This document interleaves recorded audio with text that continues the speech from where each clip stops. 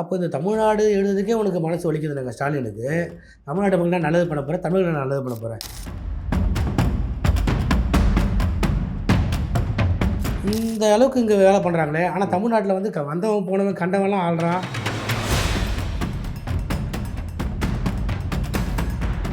அவன் கன்னடர்கள் வந்து காவல்துறை எந்த துறையில் இருந்தாலும் கன்னடம் இருக்கிறான். அந்த இனப்பட்டோட இருக்கிறான்.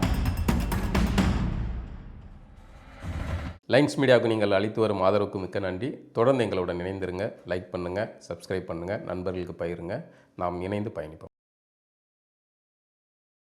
வணக்கம் நண்பர்களே. இன்னைக்கு நம்ம கூட அரசியல் களத்தில் உரையாடுறதுக்காக இணைந்திருப்பவர் கர்நாடக தமிழர் பாதுகாப்பு சங்கத்துடைய கோபி ஏகாம்பரம் அவர்கள். வெறுமனே அப்படி சொன்னால் வந்து அவருக்கு தெரியாது. சமீபத்தில் நம்ம தமிழ்நாட்டு தமிழர்களுக்கு வராத ஒரு மானமும் சுயமரியாதையும் வந்து கர்நாடகத்தில் இருக்கிற தமிழர்களுக்கு வந்தது அப்படிங்கிற ஒரு நிகழ்வு பார்த்திங்கன்னா, பேருந்துகளில் தமிழ்நாடு அப்படிங்கிற ஒரு ஸ்டிக்கர் ஒட்டினது. அந்த போராட்டத்தை முன்னெடுத்த தோழர்களில் முதன்மையானவர் கோபி ஏகாம்பரம். இன்றைக்கி அவர் கூட நம்ம உரையாடுவோம். வணக்கம். வணக்கம் ஐயா. நல்லா இருக்கீங்களா? நீங்கள்? நல்லது. உண்மையிலே வந்து உங்களுக்கு நன்றி கடன் பட்டிருக்கோம் நாங்கள் தமிழராக வந்து. உண்மையாக அந்த போராட்டத்தை பார்த்தப்போ ரொம்ப மகிழ்ச்சியாக இருந்தது. இங்கே தமிழ்நாட்டில் நாங்கள் செஞ்சுருக்க வேண்டியது நீங்கள் கர்நாடகாவில் இருந்துக்கிட்டு அதை நீங்கள் செஞ்சுருக்கீங்க.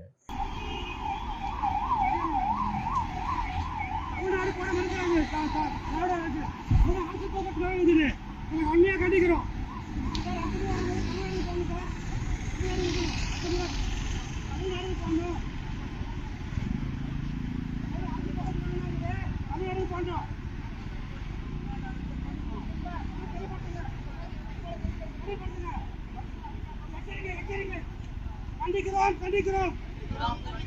திமுக ஸ்டாலின் அரசை கண்டிக்கிறோம். தமிழ் வாக்கு இணைக்கிறதா? தமிழ்நாடு கட்டிக்கிறதா? அதாவது எங்களை எல்லாம் பார்த்து கிட்டத்தட்ட செருப்பால் அடித்த மாதிரி தான், என்னடா பண்ணிக்கிட்டு இருக்கீங்க அப்படிங்கிற மாதிரி ஒரு ஸ்டிக்கரு. தமிழ்நாட்டு அரசுக்கு வந்து இப்படி ஒரு அவலத்தை செய்கிறீங்க, அநியாயத்தை செய்கிறீங்க அப்படிங்கிறத சுட்டி காட்டக்கூடிய ஒரு போராட்டத்தை முன்னெடுத்துருந்தீங்க. உங்களை பற்றி சொல்லுங்கள். கோபி ஏகாம்பரம் யார்?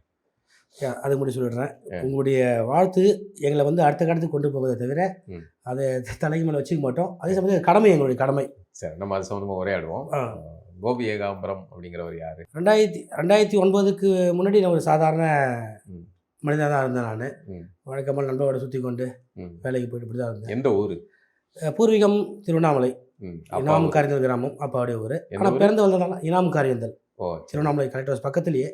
ஆனால் பிறந்து வளர்ந்ததெல்லாமே வந்து பெங்களூர் தான். சரி. அதனால் நமக்கு படித்தது திருவண்ணாமலை. கொஞ்சம் நாள் படிச்சிருக்கீங்க? ஆமாம். மற்றபடி எல்லாமே பெங்களூர் தான். அதனால் பெங்களூரும் திருவண்ணாமலையும் நமக்கு 2 கண்கள் போல தான், எதையும் விட்டு கொடுக்க முடியாது. சரி. அங்கே திருவண்ணாமலையில் எந்த பள்ளிக்கூடத்தில் படித்தீங்க? சண்முகா தொழிற்சாலை அரசு மேல்நிலைப் பள்ளின்னு சொல்லிட்டு. சரி. செங்கம் ரோட்லேயே அதுதான் படித்தது. பெங்களூர் வாழ்க்கை எப்படி இருக்குது? அங்கே உள்ள தமிழர்களுடைய நிலை எப்படி இருக்குது? நீங்கள் எப்படி வந்து இந்த அரசியல் இதுக்குள்ளே எப்படி வந்தீங்க? இல்லை, நான் அரசியலுக்குள்ள ஒரு காரணக்கா 2009 தான். 2009 ஈழ இனப்படுகொலை, அதை பார்த்து நமக்கு அந்த வலி வேதனை, அப்போ என்ன நம்ம இயலாமை. அப்போது நான் ஒரு ஐசிஐசிஐ பேங்க்கில் வேலை பண்ணிட்டு இருந்தேன். நான் சரி, அதில் ஒரு சேல்ஸ் எக்ஸிக்யூட்டிவ் பண்ணிட்டு இருந்தேன். அதன் பிறகு பார்த்தீங்கன்னா அந்த ஈழ பிரச்சனை தொடர்ந்து காணொலியில் பார்த்துட்டு ரொம்ப மன வருத்தமாக இருந்தது. அதுக்கு முன்னாடி அப்பா சொல்லுவார், ஈழ பிரச்சனை தான் சொல்லுவாப்புல. 2000 அரசியல் அமைப்பில் இருந்தாரா? எந்த அமைப்பிலே கிடையாது. ஆமாம், தமிழ் ஆர்வலர். அவங்க நிறைய சொல்லுவாங்க. அப்போலாம் எனக்கு அது என்ன ஈழம்ன்றாரு 2008க்கு முன்னாடி அதுக்கு ஒரு பெரிய ஈடுபாடு கிடையாது நமக்கு. நம்ம தொடர்ச்சியாக செய்தியை பார்ப்போம். செய்திகள் பார்க்கும்போது ஈழ பிரச்சனைலாம் பார்க்கும்போது தான் நமக்கு இயல்பாகவே அந்த இனப்பட்டு தானே வந்தது. இந்த நம்ம தமிழர்கள் இந்த அளவுக்கு அங்கே வெளியே அனுபவிச்சுட்டு இருக்கிறாங்க, ஒரு இனப்படுகொலை நடந்து கொண்டு இருக்குது. ஸோ நம்ம இந்தியாவிலேருந்து தமிழர்கள் நம்மளால் ஒன்றுமே செய்ய முடியலையே. நம்ம இருக்கிற கர்நாடக அரசு சரி, நம்ம தாய் தமிழ்நாடு தமிழக அரசு சரி, எல்லாம் வேடிக்கை தானே பார்த்துட்டு இருக்காங்கன்ற ஒரு இயல்பாக கோபம் வந்தது. அதன் பிறகு தான் வந்து நாம் தமிழ் இயக்கம். நீங்கள் கர்நாடக அரசு மேலே கோபப்படுறதுக்கு நியாயமே கிடையாது. தமிழ்நாடு அரசே ஒன்றும் செய்யலைன்னா அவன் எதுக்கு செய்ய போகிறான்? இந்தியான்னு சொல்கிறோம் இல்லைங்களா? இப்போ நாங்களும் கோரிக்கை வைக்கிறோம், ஏதாவது அவங்க கூட குறைஞ்சபட்சம் உதவி செய்யலாம் அப்படின்னு சொல்கிற மாதிரி. ஆமாம், நீங்கள் சொன்னது இயல்பு தான். தமிழ்நாடு தான் முன்னே செஞ்சுருக்கணும். அது அடிப்படையில் பார்த்தீங்கன்னாக்கா அப்போ தான் நாம் தமிழ் இயக்கம் தொடங்கினாங்க. அந்த இயக்கத்தில் சேர்ந்து செயல்பட்டு கொண்டு இருந்தோம். அப்போ கர்நாடகாவிலேருந்து? ஆமாம். தமிழ்நாட்டை விட முன்னோடி ஆரம்ப காலங்களில் நாம் தமிழில் பெங்களூர் தான் சிறப்பான செயல்பாடு. அது அண்ணனே சீமான் சொல்லியிருப்பார். பெங்களூரை பார்த்து தெரிஞ்சுங்களான்னு சொல்லிட்டு கோலார் தங்க வயலில் நிகழ்வுகள். அப்போல்லாம் வந்து ராஜீவ்காந்தி கொலை வழக்கு பிரச்சனையும், இந்த 70 விடுதலை, மரணதண்டனை காப்போம் மரணதண்டனை ஒழிப்போம் மனிதனை காப்போம், ஸோ அந்த மாதிரி நிகழ்வுகள்லாம் வந்து வெளிப்படையாக யாரும் செய்ய மாட்டாங்க.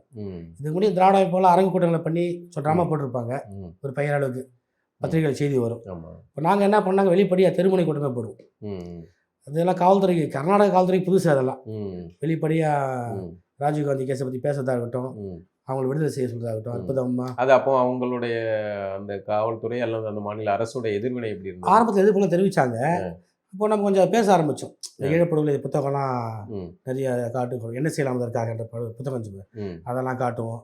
அந்த பிரச்சனைகளை வந்து புகைப்படங்களை காட்டுவோம். இதெல்லாம் காட்டி காவல்துறையை கொஞ்சம் அவங்களுக்கு கருணையாக இருக்க செய்யுது இல்லையா, இந்த மார்பை அறுத்தது, இதெல்லாம் பார்க்கும்போது அவங்களுக்கே இயல்பாக வந்து தமிழர்கள் வந்து கொஞ்சம் இறக்கம் கரிசனம் வந்தது. அப்போ எங்களுக்கு நிறைய அனுமதி கொடுத்தாங்க, செய்தோம். சில நேரங்கள் அனுமதி கொடுக்கணும், தடையை மீறி செஞ்சோம், கைதாயிருப்போம், பிரச்சனை சந்திச்சிருக்கோம். அதெல்லாம் இப்போ தொடர்ச்சி ஒரு காலத்தில் நமக்கு அடையாளம் உருவானது. இப்போ காவல்துறை எதுக்காக அனுமதி கொடுத்துட்றாங்க. நமக்கு வழிபாட்டு தலங்களில் தமிழில் வழிபடக்கூட சில பிரச்சனை பண்ணுவாங்க. இதான் தொடர்ந்து தட்டி கேட்போம், எழுத்து கேட்போம், புகார் கொடுப்போம். ஒரு இடத்துல காவல்துறை அதிகாரிகள் புகார் கொடுக்க வேண்டிய சூழல் வந்தது, அதெல்லாம் செஞ்சோம் நாம். அப்போது கன்னடர்களுக்கு வந்து என்ன காவல்துறை மேலே புகார் கொடுக்குற அளவுக்கு தைரியம் வந்துச்சான்ற மாதிரிலாம் கேள்வி எழுப்பி நம்மளை தமிழ் தீவிரவாதியெல்லாம் முத்த கொடுத்து சில வேலை செஞ்சாங்க. அப்புறம் இந்த பயணத்துக்கு வர்றதுக்கு முன்னாடி அங்கே கொஞ்சம் அமைப்புகள் இருந்திருப்பாங்கல்ல? ஆமாம் இருந்தது. அவங்களாம் கொஞ்சம் வழிகாட்டுதலாக இருந்தாங்க நமக்கு. புலவர் பாவிசைக்கோ, தேவதாஸ், இந்த போன்ற ஆட்கள்லாம் வந்து தமிழர்கள் தொடங்கி செயல்பட்டு வந்து புலி விடுதலை புலிகளாக இருக்கட்டும், தமிழை சார்ந்த எல்லாத்துக்குமே போராடி இருக்காங்க. காவேரி இஷ்யூ அவங்க நிறைய செஞ்சுருக்காங்க. ஆனால் தமிழர்கள் இருப்பாங்க. தமிழர்கள் பார்த்தா குறிப்பாக இப்போதைக்கு ஒரு கோடி பேர் தமிழர்கள் இருக்காங்க. 1 கோடி தமிழர். ஆனால் 1.5 கோடி தமிழர்கள் கர்நாடகத்தில் இருக்காங்க முழுக்க. ஆனால் அந்த 1/2 கோடி பார்த்தீங்கன்னா இப்போ அவங்க திகழர்கள்னு சொல்லுவாங்க. அவங்க வந்து தங்களை கன்னடர்களாக காட்டிக்கினாங்க. அவங்க பேசுகிற எல்லாமே தமிழ் தான் இருக்கும். என்றா பணத்தாக்கிற, வாடா போடா, வாழைப்பழம் சாப்பிட்றா, அந்த மாதிரி தான் பேசுவாங்க. முழுக்க தமிழ் தான் இருக்கும். ஆனால் அவங்க வந்து காலப்போக்கில் தமிழர்கள் அவங்க கன்னடர்களாக வீட்டில் தமிழ் தான் பார்ப்பாங்க. ஆனால் அவங்க வெளியே எல்லாமே கன்னடர்கள் தாய்மொழி காரணம் தான் போடுறாங்க. அது நம்ம தாய் தமிழ்நாட்டு அரசு கவனம் செலுத்தாமல் அவங்களெல்லாம் வந்து ஒரு சென்சர் முறைப்படுத்திருக்கணும். அது செய்யாமட்டது விளைவாக பெருவாரி என்ன சமூக பின்னணி கொண்டவங்களா இருப்பாங்க. இல்லை, அதே 2 பிரிவு வராங்க. வன்னியர் இதுலேயும் வராங்க, பறையர் இதுலேயும் வராங்க, 2 பிரிவு. ஆனால் பொதுவான பெயர் திகழர்கள் சொல்லுவாங்க. அவங்களுடைய மொழி பார்த்தா தமிழும் கன்னடமும் கலந்து இருக்கும். பெரும்பான்மையாக தமிழ் தான் இருக்கும்.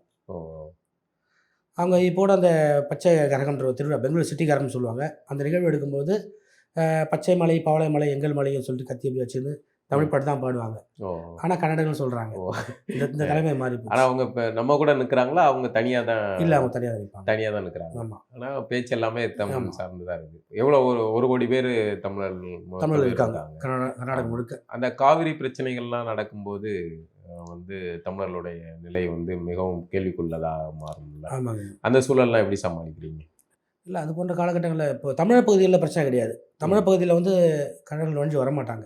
ஏன்னா நம்மளால் அங்கே பிறந்து வளர்ந்ததால் நமக்கு ஒரு பெரும்பாலும் நம்மளை பார்த்தா பயப்படுவாங்க தமிழ் பகுதியில். அது முழுக்க தமிழர்கள் வசிக்கிற பகுதி பெரும்பான்மையான. ஆமாம். பெங்களூர் நகரம் முழுக்க அப்படி தான். அவங்க என்ன பண்ணுறாங்க, யாரும் தாக்குதல் நடத்துகிறாங்கனாக்கா தமிழ்நாட்டிலேருந்து வியாபாரத்துக்கு வந்து போகிறாங்க பாருங்க. அவங்களாகட்டும், இந்த ஓட்டுநர்கள் அந்த மாதிரி ஆளை பிடிச்சிட்டு தாக்குதல் பண்ணி உச்சமாக இது பண்ணுறாங்க. மற்றபடி தமிழ்நாட்டிலேருந்து வேலைக்கு வரவங்க இந்த அவுட்டரில் தங்கியிருப்பாங்க. ஸோ அது போன்ற ஆட்களை மேட்டுறது, அடிக்கிறது, இந்த வேலையை செய்கிறாங்க. சில பேர் இந்த கொஞ்சம் பயந்த சுபாவம் கொண்ட தமிழர்கள் இருப்பாங்க, தான் விட்டு தான் குடும்பம் ஒன்று வேலை ஒன்று இருப்பாங்க, அந்த மாதிரி ஆட்களை மேட்டுறது, இதெல்லாம் செஞ்சுட்டு இருக்காங்க. இதெல்லாம் இப்போ தட்டி கேட்கிற குரல் கொடுக்குற அமைப்பு நம்மளாக தான் இருக்கும். அந்த விஷயங்களில் ஒரு மாட்டு சிந்தனையில் கன்னட அமைப்புகள் கொஞ்சம் இணக்கமாக இருக்காங்க நம்மளோட. சரி சரி. அந்த வழி கொண்டு வந்தோம் நம்ம. ஏன்னா ஒரு கடத்தில் நம்மளை நிறைய மிரட்டினாங்க, இது பண்ணாங்க, புகார் கொடுத்து நம்மளை அடக்க பார்த்தாங்க. ஸோ அதையெல்லாம் வந்து கொஞ்சம் வேறு மாற்று பாதையில் யோசித்து கன்னட தமிழ் ஒற்றுமைன்றவாறு சில நிகழ்வுகளை செய்ய ஆரம்பிச்சு. நம்ம எந்த மொழிக்கு எதிரானவும் கிடையாது. உண்மையே தமிழர்கள் யாருமே யாரும் திட்டால் கிடையாது. நம்மகிட்ட இருந்து போனவங்க தான் அதை எடுத்து அதை எடுத்து சொன்னோம், அவங்களுக்கு சொல்லி புரிய வச்சோம். தமிழர்கள் யாராவது கன்னடையோ கன்னடமொழி திட்டிக்கிறாங்களா, இவர் வரலாறு காட்டுறா பார்க்கலாம். தமிழ்நாட்டோட முதல்ல அடிச்சவங்க யாரும் கிடையாது. அந்த வேலை இங்கே செய்யறங்க, உங்கள் போர்வையில் செய்யறவங்க பிற மொழியினர் அப்படின்றத எடுத்து புரிய வச்சிருக்கும். ஏன்னா தமிழ்நாட்டை பொறுத்த வரைக்கும் தமிழர்களுடைய இன்றைய தமிழ் தேசிய எழுச்சி இருக்குல்ல, இந்த எழுச்சியில் வந்து பெங்களூரை சேர்ந்த தமிழர்களுக்கு முக்கிய பங்கு இருக்குது. ஏன்னா அது பெங்களூரை சேர்ந்த குணா ஐயா அவர்கள் போட்ட இந்த திராவிடத்தால் வீழ்ந்தோங்கிற புத்தகம் இருக்குல்ல, அதுதான் இங்கே வந்து பெரிய அளவில் தமிழ் தேசிய எழுச்சிக்கு வந்து மிக முக்கிய காரணிகள். அதுவும் ஒன்று. பல காரணிகள் இருக்குது, அதில் அவர் வந்து கருத்தியலாக வந்து இன்னை வரைக்கும் இருக்கார். அதுக்காக இந்த தமிழ் தேசிய அரசியலுக்காக தன்னுடைய வாழ்நாள் முழுக்க அதை வந்து தியாகம் பண்ணிட்டார். சரி. சிறை வாழ்க்கை, தன்னுடைய தனிப்பட்ட வாழ்க்கை எல்லாத்தையுமே இது பண்ணி அவர் இந்த இனத்துக்கான ஒரு அறிவு பொக்கிஷமாக இருந்து பயன்படுறார். இன்னைக்கு நம்ம கருத்தியல் ரீதியாக பேசுறதுக்கு எல்லாமே வந்து அவருடைய ஆவணங்கள் முக்கிய இதாக இருக்குது. கண்டிப்பாக அந்த மாதிரி கர்நாடகாவை சேர்ந்த தமிழர்கள் வந்து தமிழ்நாட்டில் ஒரு பெரிய அளவில் தாக்கத்தை கொண்டு பண்ணிட்டாங்க. அதனால் கேட்குறேன், எனக்கு வந்து இப்போ நீங்கள் கர்நாடகாவில் கன்னடர்களை பொதுவாக வந்து தோட்டத்தில் இனவெறியர்களாக இங்கே வந்து சூழலும் அப்படி தான் இருக்குது. காவிரி பிரச்சனைகள்லாம் நடக்கும்போது இங்கேயும் ஒரு பதட்டம் வருது, அங்கேயும் ஒரு பதட்டம் வருது. இப்போ கடந்த பிரச்சனைகள்லாம் பார்த்தீங்கன்னா பேருந்துகள்லாம் வந்து பெரிய அளவில் நடக்குது. அந்த சூழலில் நீங்கள் அங்கே வந்து அச்சல்லாமல் இருக்க முடியுதா? ஆமாம், அது அப்போ வந்து சோஷியல் மீடியா பெரிய இல்லாத காலகட்டம். என்ன நடக்குதுன்னு ஆமாம், ஊடகம் என்ன சொல்கிறது அதுதான் செய்தியாக வரும். ஊடகம்னு பார்த்தா ஆளுங்கட்சி என்ன சொல்கிறது அதுதான் செய்தி. அப்படி அப்போ வந்து அந்த காலகட்ட தமிழர்கள் வேறு, இப்போ இருக்கிற தமிழர்கள் வேறு. அப்போ சரியான ஒரு அரசியல் பார்வை தமிழர்களுக்கு இல்லை. இப்போலாம் கையை வச்சா திருப்பி அடிக்கிற அளவுக்கு தமிழர்கள் சரியான முறையில் ஒவ்வொரு பகுதி வாரிலும் தமிழர்கள் இளைஞர்கள் பெருவாரியாக ரொம்ப தெளிவாக இருக்காங்க. அது வரைக்கும் கொஞ்சம் மகிழ்ச்சியாக இருக்குது. நீங்கள் அங்கே எல்லாம் வந்து ரொம்ப அச்சத்தில் தான் இருக்கிற சூழல் இருக்கும் அப்படின்னு வச்சுக்கோங்க. இல்லை, அது வெளி மாநிலங்கள் வந்து இப்போ தமிழ்நாட்டிலேயே பிரமாணம் வந்து அங்கே வசிக்கிற தமிழர்கள் அவங்க அச்சமாக இருப்பாங்க. அவங்க அடிக்கிற கூட அவங்க தான் அடிப்பானுங்க. ஆனால் நம்மளாம் பார்த்து கை வைக்கிற அளவுக்கு. ஏன் அவங்களுக்கு தமிழர்கள் மீது கோபம் வருது? இந்த காவிரி பிரச்சனை மட்டும்தானா இல்லை வேற எதுவும் காரணங்களா? இல்லை, அந்த பிரச்சனை ஆரம்பிச்சது திமுக தாங்க. அதுக்கும் தொடக்கம் திமுக தான். எல்லாத்துக்கும் ஆமாம், இவர்கள் இல்லாமல் வந்து வரலாறு கிடையாது. திமுக இல்லாமல் வரலாறு கிடையாது. அது ஆரம்ப காலகட்டங்களில் பெங்களூர் வந்து இந்த கர்நாடகம் அங்கே வந்து திமுக அதிமுகவில் மேயராக இருந்திருக்காங்க. அப்போ வந்து டிஎம்கே ஏடிஎம்கே கட்சியில் தேர்தலில் போட்டிட்டு இருக்காங்க, வெற்றி பெற்றிருக்காங்க.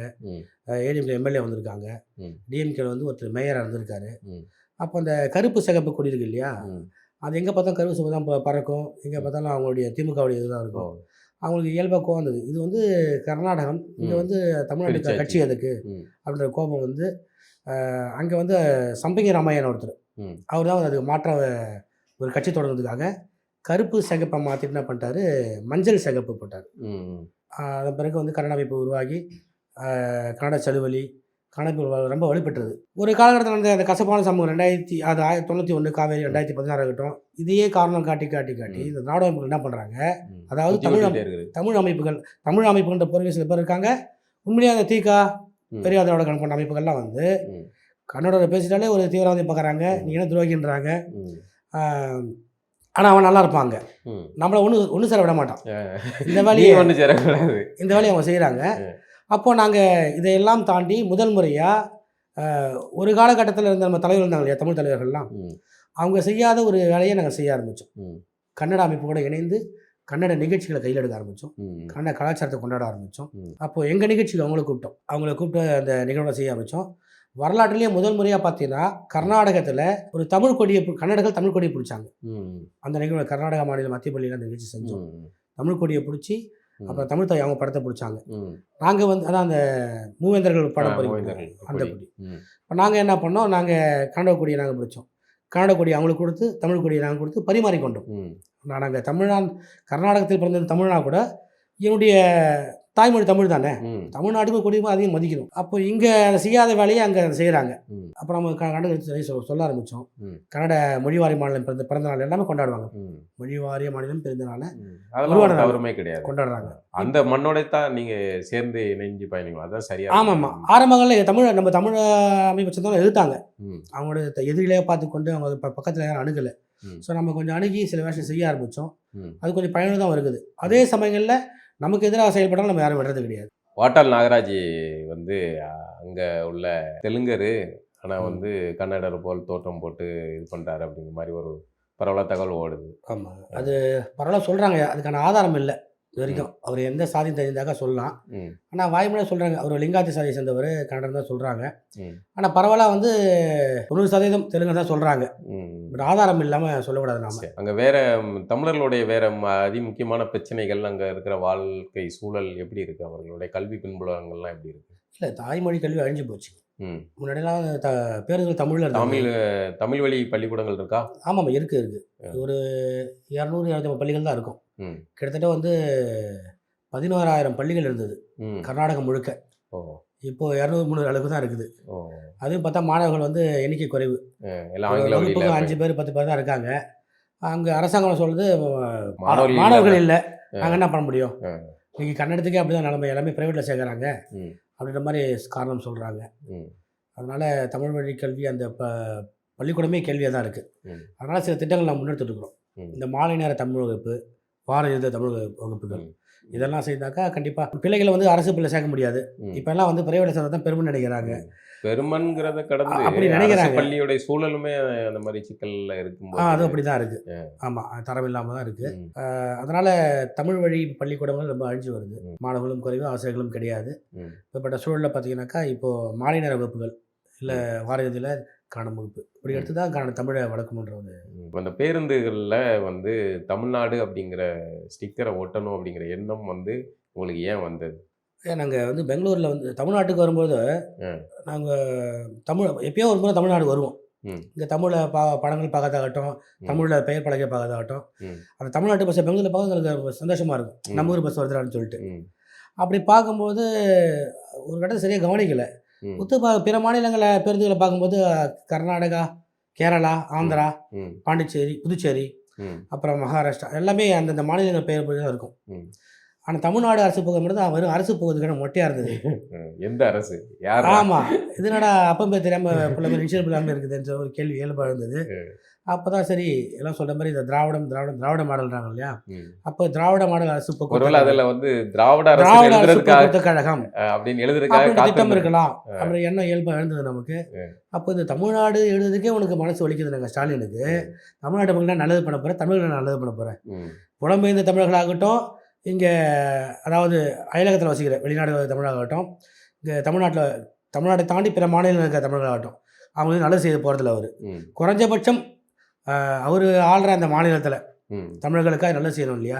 தமிழ்நாடு பெயர் என்ற அந்த வார்த்தை உனக்கு வலிக்குது, குத்துது, குடையுதுனாக்கா கண்டிப்பாக அந்த ஆள் தமிழர்கள் நல்லது செய்ய போகிறது கிடையாது. இந்த அரசும் தமிழ் வரலாற்றை அழிக்க போகிற அரசு தான். அது ஒரு சாதாரண பிரச்சனை கிடையாதுன்றதை புரிஞ்சது எங்களுக்கு. புரிஞ்சு அதன் பிறகு தொடர்ச்சியாக முன்னெடுத்தோம். அது கண்டிப்பாக அந்த போராட்டத்தை முன்னெடுத்து கைதாகக்கூடாது, அது கூட செஞ்சிடணும். செய்ததுக்கு பிறகு கைதாகலாம், வெளியுறவு தெரியப்படுத்தணுன்றதுக்கான திட்டமிட்டு நம்ம செஞ்சோம். திட்டமிட்டது வேற இடம், அதுக்குள்ளே 7 காவல்துறை வாகனங்கள்லாம் வந்து பாதுகாப்பு நிற்க வச்சுருந்தாங்க. தமிழ்நாடு அரசு முன்னாடி அறிவிச்சிங்களா? ஆமாம், துண்டறி கொடுத்துட்டோம் நாங்கள். காவல்துறையும் தமிழக அரசும் புகார் கொடுத்தது அந்த காவல் நிலையத்தில். புகார் கொடுத்து 2 நாள் போலீஸ் ஃபோன் பண்ணுறான், எங்கே பண்ணுறீங்க, எதுக்கு பண்ணுறீங்க, பர்மிஷன் அவங்க பண்ணக்கூடாதுன்னு. சார் நாங்கள் போராட்டமே பண்ணல சார், வரையும் நாங்கள் துண்டறிக்கை தான் கொடுக்க போகிறோம் அப்படின்னு. அப்படியே இல்லையே, தகவல் வேறு மாதிரி வந்துச்சு. அங்கே தானே வந்தால் கைது பண்ணிங்கன்னு சொல்லிட்டோம். சட்டத்தை மீறா கைது பண்ணிங்கன்னு சொல்லிட்டோம். ஆனால் நான் அந்த பகுதிக்கு போகலை, நாங்கள் தேர்ந்தெடுத்து வேற பகுதிகள். அவங்கள வேற ஒரு இடத்துல நீங்கள் வேற இடத்துக்கு போயிட்டீங்க. அது சிறப்பாக செய்து இந்த என்னோட கடமையை செஞ்சோம். ஆனால் இந்த அளவுக்கு தமிழ்நாட்டில் பேச முடியலாம்னு எதிர்பார்க்கல. அதே போல் நீங்கள் கூட வந்து ஒரு பேசுனீங்க, அது அங்கே இருக்க தமிழுக்கு அந்த சூடு சொல்கிறது நமக்கு இல்லைன்ற மாதிரிலாம் பேசுனீங்க. அது பெரிய அளவில் தமிழ்நாடு பற்றி. ஏன்னா அது இங்கே வந்து எல்லாரும் நம்ம வந்து அதை சொல்லிக்கிட்டே தான் இருந்தோம்.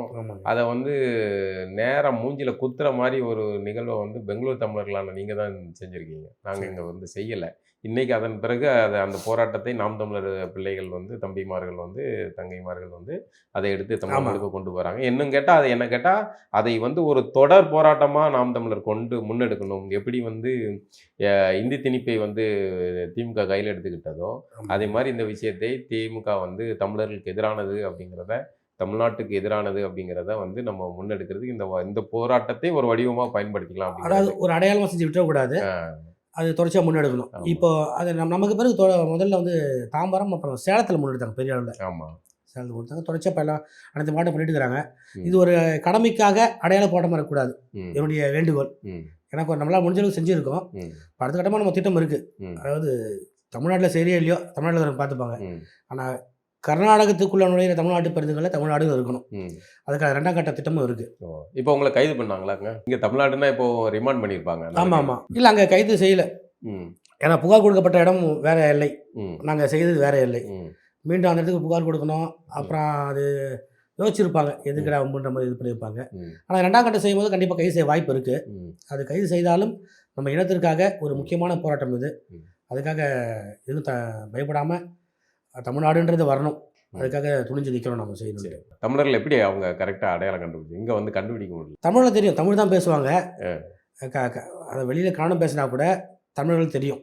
இந்த பகுதியில் வந்தால் தமிழர்கள், ஸ்ரீராம்பரமா, அல்சூரா, ஜெயநகரா, சில தமிழ் பகுதியில் சில பகுதியில் இருக்குது. காதேஷ் கேஸ் கார்டன் சொல்லுவாங்க, சாந்தி நகர், சுதாம் நகர், இந்த பகுதியில் வந்து தமிழர்கள் தான். இங்கேருந்து வந்தால் தமிழக அடையாளம் தான் அவங்களுக்கு. ஆனால் அரசியலில் பார்த்தீங்கன்னா அவங்களுக்கு வந்து ஒரு கவுன்சிலர் லெவலுக்கு அதுமாதிரி வளர விட மாட்டாங்க, வளர முடியாது. எம்எல்ஏஸ் எல்லாம் கேட்காது, எதனா வேலை பண்ணிக்கோ. இல்லை, அவ்வளோ தமிழர்கள் 1 கோடி பேர் இருக்கீங்க அப்படின்னு சொல்கிறீங்க. அந்த பகுதியே தமிழர்களுடைய பாதுகாப்பான பகுதி அப்படின்னு சொல்கிறீங்க. அந்த பகுதியிலேருந்து ஏன் ஒரு எம்எல்ஏ உங்களால் உருவாக்க முடியல? இல்லை, நான் வந்து 1 கோடி கர்நாடகம் முழுக்க 1 கோடி. கர்நாடகம் முழுக்க 1 கோடி. இந்த என்ன பண்ணுறாங்கனாக்கா, ஒரு காலகட்டங்களில் தமிழர்கள் வந்து எம்எல்ஏக்களாக இருந்தாங்க. அதே போல் தமிழர்கள் கவுன்சிலராக வந்திருக்காங்க, மேயர் கவுன்சிலர் கூட இருக்காங்க. அவன் என்ன பண்ணுறான், நீங்கள் கவுன்சிலர் தான் வரணும், அதுக்கு மேலே வரக்கூடாது. அதை வந்து அவங்களும் சரி பிற மொழி திட்டமிட்டு செய்கிறாங்க. அப்படியே எம்எல்ஏ சீட் கொடுத்தா கூட வெற்றி பெற முடியாத தொகுதியாக பார்த்து கொடுப்பாங்க. தமிழகத்தை இந்த தொகுதியில் ஒட்டுமொத்த தமிழ் வாக்குகள் தான். ஆனால் நான் அப்புறம் தொகுதியை கூறு போடுறோம், அங்கே தமிழ் வெற்றி பெற இருந்து அது வந்து வெற்றி தோல்வி. இந்த தொகுதியை வேறு பக்கம் பிரித்து இணைச்சி அதை பண்ணுறாங்க, அந்த வேலையை செய்கிறாங்க. இங்கே அதெல்லாம் செய்கிறது கிடையாது, அங்கே செய்கிறாங்க. அங்கே இதெல்லாம் பார்க்கும்போது என்ன தோணுது உங்களுக்கு? அதனால தான் அந்த போராட்டம் நமக்கு அது கோபம் வருது. நான் அந்த மண்ணில் வச்சு வசித்தாலும், அந்த கன்னடத்தை நேசித்தாலும், கன்னடில் இது பண்ணால் கூட இந்த அளவுக்கு இங்கே வேலை பண்ணுறாங்களே. ஆனால் தமிழ்நாட்டில் வந்து வந்தவன் போனவன் கண்டவன்லாம் ஆள்றான். எம்எல்ஏ தெலுங்குகள் 50 பேர் எம்எல்ஏ இருக்காங்க, அமைச்சர்களாக இருக்காங்க. இங்கே கன்னடர்கள் ஒரு 3 பேர் கூட எம்எல்ஏவில் இருந்தாங்க ஏடிஎம்கே ஆட்சியில். இப்போ 2 பேர் எம்எல்ஏ இருக்காங்க. ஆனால் அங்கே ஒரு எம்எல்ஏ வரது விட மாட்டேங்கிறாங்க. இவன் தமிழ்னு உத்தரவு கொடுத்துறாங்க, ஓப்பனாக சொல்கிறாங்க. அவன் தமிழ், அதாவது கடந்த முறை பார்த்தீங்கன்னாக்கா பிஜேபியில் தமிழ் ஒருத்தர் இருந்தார், சிவாஜி நகர் தொகுதியில். அந்த தொகுதியில் வந்து பிஜேபி கட்சியில் என்ன பண்ணுறோம், அந்த வேட்பாளருக்கு சப்போர்ட் பண்ணணும், வாக்கு கேட்கணும், சப்போர்ட் பண்ணணும். அவர் என்ன பண்ணுறாரு, வெளிப்படையாக கூட்டத்துக்கு போகிறாங்க, வாக்குகள் கேட்குறாங்க. ஆனால் பரப்புரை பண்ணும்போது நீ ஓட்டு போட்டால் காங்கிரஸுக்கு போட்டால் கூட போட்டுடு, தமிழ் வரவிடாத, இந்த மாதிரி இவங்களோட பேசி பண்ணுறாங்க. அதில் தெளிவாக இருக்காங்க அவங்க. இதெல்லாம் பார்க்கும்போது தமிழ் பற்றி இன உணர்வு கோபம் வருது நமக்கு. அது மட்டும் இல்லாமல் கொஞ்சம் ஆளுமையாக வளர பார்த்தா அவனை விடுறது கிடையாது. கவுன்சிலர் இருந்துக்கோ, மீறி வராத. தெலுங்கு வரலாம், மலையாளி வரலாம். இன்னைக்கு சாந்தி நகர் தமிழ் ஏன் வந்து தெலுங்கர்களை விட்டுட்டாங்க, தமிழர்களை வந்து வளர விட மாட்டேங்கிறாங்க? தமிழர்களை மாதிரி தானே தெலுங்கர்களும். இல்லை, தமிழர்கள் வந்து மிக திறமைசாலிகள். இன்றைக்கும் கூட பார்த்தீங்கன்னா கர்நாடக அரசாங்கத்தில் வந்து பல துறைகளுக்கு வந்து ஆலோசகர்களாக இருக்குது, ஐஏஎஸ் ஆஃபீஸர்ஸு, இவங்கெல்லாம் தமிழர்கள் தான். ஐஏஎஸ் ஐபிஎஸ் எல்லாம். இன்றைக்கி இந்த நீர் மேலாண்மை, அந்த நீர் அந்த கொள்கை குடிநீர் வாரிய பிரிக்கும் தமிழர் தான் இருக்கார். அவர் காவல்துறைக்கும் தமிழர் தான் இருக்கார். டிகே சிவகுமாருக்கு ஆலோசகராக பர்சனல் செக்ரட்டரியாக அவரும் தமிழர் தான் இருக்கார். அரசாங்கத்தை மறைமுகம் நடத்ததே தமிழர்கள் தான். அதே போல் இந்த ரவுடி பசங்களும் தமிழர்கள் தான் இருக்காங்க. எல்லா துறையிலையும் சிறந்து விளங்குறாங்க, கல்வியிலையும் சரி, விளையாட்டு துறையிலையும் சரி, தமிழர்கள் சிறந்து விளங்குறாங்க எல்லாத்துலேயும். எந்த துறைக்கு போனாலும் சிறந்து விளங்குவான். அதனால் அரசியலில் வரக்கூடாது. இவன் வந்தால் தெலுங்கர்கள் நாம் வெளியே போயிடுன்றதால அவங்க தெலுங்கர்களும் சரி கன்னடர்களும் சரி இணைந்து. கன்னடர்கள் பண்ணுறாங்களா, அங்கே இருக்கிற தெலுங்கர்கள் அந்த அரசியல் பண்ணுறாங்களா? தெலுங்கர்கள் சொல்லி கன்னடர்கள் செய்கிறாங்க. ஏன்னா தெலுங்கு ஆளுமையாக இருக்காங்க, அந்த மாநிலம் ஆதரவு தெரிவிக்குது. இல்லை, நான் எனக்கு இயல்பாக சந்தேகம் என்னென்னா, இப்போ தமிழர்கள் எப்படி வந்து வேறு மொழியோ அதே மாதிரி தெலுங்கர்களும் வேறு மொழி தானே. ஆமாம். அப்படிங்கும்போது தெலுங்கர்களை கன்னடர்கள் ஏற்றுக்கிறாங்க, ஏன் தமிழர்களை ஏற்றுக்க முடியலன்னு? தெலுங்கர்கள் அங்கே அமைச்சரவையில் இருக்காங்களா, எம்எல்ஏக்கெல்லாம் இருக்காங்க, எல்லாம் இருக்காங்க. எல்லாம் டிரான்ஸ்போர்ட் மினிஸ்டர் இவர் பார்த்தீங்கன்னா ராமலிங்க ரெட்டி, நிறைய ரெட்டிங்க இதாக இருக்காங்க, ரெட்டிங்க சொல்லலாம் அமைச்சரவையில் இருக்காங்க. அப்போ ஏன் வந்து தமிழர்களுக்கு இல்லை, தெலுங்கர்களோட எண்ணிக்கை அங்கே எவ்வளோ இருக்கும்? தமிழர்களோட தெலுங்கர் குறைவு தான். ஆமாம். ஆனால் தமிழர்கள் வரக்கூடாது. இது ஒரு காரணம்னாக்கா நம்ம தமிழர்கள் வந்து என்னங்க தமிழ்நாட்டிலையும் தான் நிலைமை, கர்நாடகாலையும் தான் நிலைமை. அங்கே அதாவது தமிழந்தரையில் இங்கே மிளகா அரைக்கிறது தெலுங்கர்கள் தான், கன்னட தரையில் மிளகா அரைக்கிறது தெலுங்கர்கள் தான். அது இப்போ உணர ஆரம்பிச்சிருக்காங்க. இதுக்கு முன்னாடி தெரியல. காவேரி கலவரங்களும் தாக்க நடத்துறதுக்கும் நிறைய தெலுங்கர்கள் தான். இப்போ அந்த புரிதல் நிறைய பேர் வந்திருக்காங்க கர்நாடகத்தில். கன்னட பீப்புளுக்கு வந்திருக்கு, அவங்களுக்கும் அறிவுர்கள் இல்லை. அதனால் சில பேர் புரிஞ்சு கொண்டு பிற செய்கிறாங்க. தெலுங்கு மொழிக்கு ரொம்ப தெரிவிக்கிறாங்க சில பேர். அங்கே இன்னொரு காரணம் தமிழர்கள் நிறைய பேர் வந்து திரைப்படங்கள் கட்டோடு வைக்கிறது, அங்கே ரொம்ப அட்டகாசம் பண்ணுறது, நம்ம மாலை போட்டு இது பண்ணுறது அவங்களுக்கு இயல்பு. தமிழ்நாட்டில் ஆமாம், கிராமத்துலேருந்து கன்னடம் வரான், அவன் பெங்களூரை முதல் முறையாக பார்க்குறான். கன்னடர்கள் வந்து கிராமத்துலேருந்து வரும்போது பெங்களூர் என்னடா அஜித் இது, விஜய் இது, ரஜினி, கமல் எல்லாம் மோனம் அடிச்சு தமிழர்கள் கட்டோடு வச்சு அட்டகாசம் பண்ணுறானுங்கன்ட்டு அதை பார்த்து தெரிஞ்சிடறான். அவர் பார்த்து இன்னும் கூட அவனுக்கு கொஞ்சம் கோவம் தானே வரும். ஆமாம், அவன் இதெல்லாம் பண்ணிட்டு பிரம்மாண்டமாக மாலை 2 லட்சம் 3 லட்சத்துக்கு செலவு பண்ணி மாலை போடுவான். அவன் வீட்டில் போனால் குடிசை போல் தான் இருப்பான், சந்து குழப்பம் தான் இருக்கும். ஒரு பாடி செத்தாக எடுத்து பாடி எடுத்துட முடியாது. அந்த அளவுக்கு குறுகிய இந்த முட்டாள்தனத்தை எல்லாம் அங்கே திருத்துறதுக்கு எதுவும் வேலைகள் செய்கிறீங்களா? அவ்வளோ சீக்கிரம் எழுத முடியாது அது. அதே சமயத்தில் குடிசைகள் இருக்கணும்ட்டு அரசியல் விரும்புகிறாங்க, அது ஓட் பேங்க். இந்த அளவுக்கு வெளிப்படையை செய்த வந்து இயல்பாக ரொம்ப கோவத்தை ஏற்படுத்துது. ஆனால் பொருளாதார ரீதியாக ரொம்ப வலிமையாக இருக்கான், அந்த மண்ணுக்காக உழைக்கிறான், பாடுபடுறான், அதெல்லாம் சரிதான். ஆனால் பிற மொழியாக என்ன பண்ணுறாங்கனாக்கா வசதி வாய்ப்போடு இருப்பான், இதெல்லாம் செய்ய மாட்டான். அதனால் அவனுக்கு பிரச்சனை கிடையாது. அப்போ அடிப்படையில் தமிழனுடைய இதிலே பிரச்சனை, மரபணுவிலே பிரச்சனை போல இருக்கு. அது பிரச்சனை. அது மட்டும் இல்லாமல் இயற்கையாகவே தமிழ்கள் வந்து சில இந்த காவேரி விஷயம் வரும்போது கொஞ்சம் கொளுத்தி போடுறாங்க. அது காவேரி வந்து நம்மளுது, அவங்க விடக்கூடாது அப்படின்றத வந்து அந்த மக்களுக்கு சொல்லி சொல்லி சொல்லி கோவத்தை ஏற்படுத்தி கன்னடருக்கும் தமிழுக்கும் பகையை ஏற்படுத்தி வச்சிருக்காங்க. இன்னொரு விஷயம் நடக்கும். இப்போ அங்கே கர்நாடகாவில் போராட்டம் நடந்தால் அங்கே உள்ள காவல்துறை வேடிக்கை பார்க்கும். அந்த கன்னடர் அமைப்புகளோட சேர்ந்து நிற்காங்க, அவங்க நமக்காக தான் போராட்டம் அப்படின்ட்டு. இங்கே தமிழ்நாட்டில் வந்து போட்டு பொழக்கிறாங்கல்ல, அதை பார்க்கும்போது என்ன தோணும் உங்களுக்கு? அவன் கன்னடர்கள் வந்து காவல்துறை எந்த துறையில் இருந்தாலும் கன்னடா இருக்கலாம், அந்த இனப்பட்டோட இருக்கலாம். உண்மையிலேயே அதுக்கு ஒரு கர்நாடக காவல்துறை அதிகாரிகளுக்கு சல்யூட் தான் வைக்கணும். ஏன்னா அவன் மண் சார்ந்து ஒரு போராட்டங்கள் முன்னெடுக்கும் பொழுது அந்த கன்னடர் அவன் அடிக்க மாட்டான், வேடிக்கை தான் பார்க்குறேன். நியாயம் இருக்குது. போன வாரம் வந்து ஏஎம்சி இன்ஜினியரிங் காலேஜ், அந்த காலேஜில் பார்த்தா ஒரு வார்டன் வந்து என்ன பண்ணிட்டான், கன்னடத்தில் பேச மாட்டேன்னு சொல்லிட்டு ஹிந்தியில் இதை பேசியிருக்காப்புல. இங்கே கன்னடம் பேச சட்டம்லாம் கிடையாது, இங்கே யாரெல்லாம் கன்னடம் பேசாது, ஹிந்தி பேசுங்க அப்படின்னு சொல்லியிருக்கான். உடனே ஒரு 50 கோடி கன்னடர்கள் வந்து அந்த ரெட் அண்ட் மஞ்சள் சேலை துண்டு போட்டுக்கொண்டு அந்த கன்னடர்கள் வந்து அவங்களை மிரட்டி காவல்துறை தெரியும் போலீஸான நிற்குது.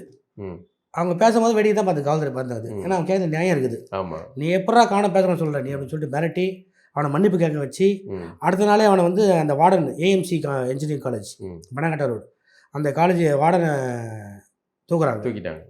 ஆமாம், தூக்கிட்டு ஆர்டர் காப்பி காட்டுறாங்க. இதெல்லாம் ஒரு 2 நாள் நடக்குது. தமிழ்நாட்டில் தான் காவல்துறை நம்மளை அடித்து போராட்டத்துக்கு உள்ள வச்சுருப்பாங்க. இல்லை அங்கே கொஞ்சம் இந்தி ஆதிக்கம் அதிகமாகிடுச்சோ? அது ஆதிக்கம் அதிகமாகிடுச்சு. இப்போ இந்திய எதிர்ப்பும் நம்மள மாதிரி இப்போ தொடங்கியிருக்காங்க, கடல்கள் தொடங்கியிருக்காங்க. நம்ம கூப்பிட்றாங்க சில நேரங்களில் எங்களோட போடுறது வாங்கன்னு சொல்லிட்டு, நம்ம அதெல்லாம் ஆதரவு தெரிவிக்கிறோம். அப்புறம் ஒரு கோரிக்கைங்க, ஐயா கார்ட்டூனிஸ்ட் பாலானாக்கா எல்லாருக்குமே தெரியும், லைன்ஸ் மீடியா உங்கள் நேயர்களுக்கும் தமிழர்களுக்கும் ஒரு கோரிக்கை, அதை நீங்கள் தான் எடுத்து பேசணும். இங்கேருந்து நாங்கள் கர்நாடகா நுழையும் போது ஒரு ஆர்ச் இருக்கும், வளைவு நுழைவாயிலுக்கும் வெல்கம் டு கர்நாடகா, கர்நாடகா வரவேற்குது அப்படின்னு கன்னடத்துலேயும் போட்டிருப்பாங்க. அப்படி அங்கேருந்து கர்நாடகத்துக்கு வரும்போது நன்றி போட்டு முடிப்பாங்க, கர்நாடக எல்லை முடிகிறது வணக்கம் அப்படின்னு போடுவாங்க. ஆனால் கர்நாடக எல்லை தாண்டவனே என்னன்னு வரணும் சொல்லுங்கள், தமிழ்நாடு உங்களை வரவேற்கிறது அப்படின்னு இருக்கு, ஆர்ச்சும் கிடையாது, போர்டும் ஒன்றும் கிடையாது. ஆனால் என்ன போடுறது தெரியுங்களா, டாஸ்மாக் இருக்கா? இல்லை, ஒசூர் மாநகராட்சி உங்களை வரவேற்கிறது. தமிழ்நாட்டுக்கும் கர்நாடக வித்தியாசம் பாருங்க. கர்நாடகம் உங்களை வரவேற்கிறது இவன் போடுறான், அதுவும் தூண் அந்த வளைவு ஆர்ச்சி கட்டி அது கொடியெல்லாம் கட்டி பெயிண்ட்லாம் பண்ணி எல்லாம் இது பண்ணுறாங்க. அரசாங்கம் செய்த செயலியோ கர்நாடக ஃபைட்டில் அடிக்கிறாங்க. ஆனால் முன் வந்து அது கொடியெல்லாம் ஏற்றுவாங்க ஒவ்வொரு வருஷமும். அந்த கர்நாடகாவை கன்னடர்கள் ஆள்றாங்க. ஆமாம், தமிழ்நாட்டை தமிழர்கள் தமிழ்நாடு எல்லை உங்களை வரவேற்கிறது போட முடியாங்களே, அங்கே ஒசூர் மாநகராட்சி வரவேற்க தான் போட்டுக்கிறாங்க. அது கொஞ்சம் நீங்கள் இந்த தமிழ்நாடு பேருந்தில் தமிழ்நாடு இல்லைங்கிறதே நீங்கள் அங்கே இருக்கிற நீங்கள் தான் செஞ்சுருக்கீங்க. இப்போ நீங்கள் வந்து கர்நாடகா வாழ்ற பெங்களூரு தமிழர்கள் தான் வந்து இந்த வளைவையும் வைக்கணுங்கிறது தமிழ்நாடு அரசு தமிழகம் தமிழ்நாடு வரவேற்கிறதுன்னு சொல்லிட்டு ஒரு வைக்கணும் அப்படிங்கிற கோரிக்கை நியாயமானது. ஆமாம், ஒரு பெரிய இது கட்டி வரவேற்கணும். அதை ரொம்ப மகிழ்ச்சி உரையாடலுக்கு நன்றி சார். நன்றிங்க.